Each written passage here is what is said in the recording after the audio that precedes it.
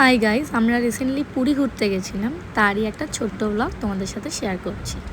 Good Friday দিন রাতে আমাদের বাস ছিল স্প্ল্যানেড থেকে। তো আমি অফিস থেকে ফিরে একটু রেস্ট নিয়ে বেরিয়ে পড়েছি।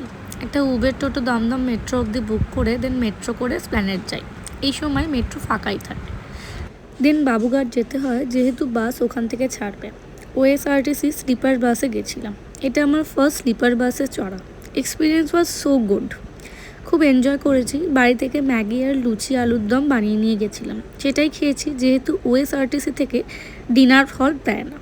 দেন বাস 3বার টয়লেট ব্রেক দিয়েছিল, জায়গাগুলোর নাম মনে নেই, বাট রাতে বাস জার্নি আর আলাদাই মজা। আমাদের বাস রাতে 9:30টায় ছাড়ে বাবুঘাট থেকে।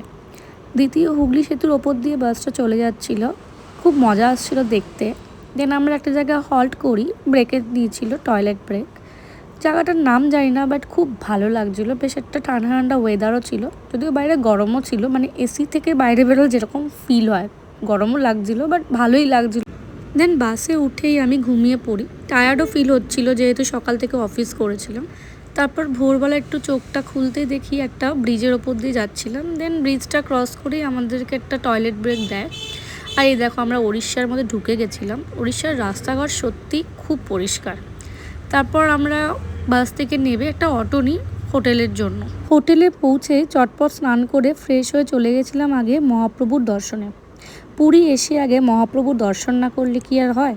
একে তো স্যাটারডে আর এত গরম, তার উপর দর্শন করে বেরোতে বেরোতে আমাদের 3 ঘন্টা লেগে গেছিলো। মহাপ্রভুর দর্শনে একটা আলাদাই শান্তি আছে, যারা যাও বা গেছো তারাই একমাত্র ফিল করতে পারবে। তারপর আমরা মহাপ্রভু দর্শন করে লাঞ্চ করে নিয়েছিলাম। লাঞ্চে ভাত, ডাল, আলু পোস্ত আর চিকেনও ছিল, তার সাথে মাছও ছিল। 2 রকম থালি নিয়েছিলাম। তারপর হোটেল চলে গেছিলাম। বাইরে ওই গরমে থাকা যাচ্ছিল না, আর টায়ার্ডও ছিলাম, তাই ঘুমিয়ে গেছিলাম।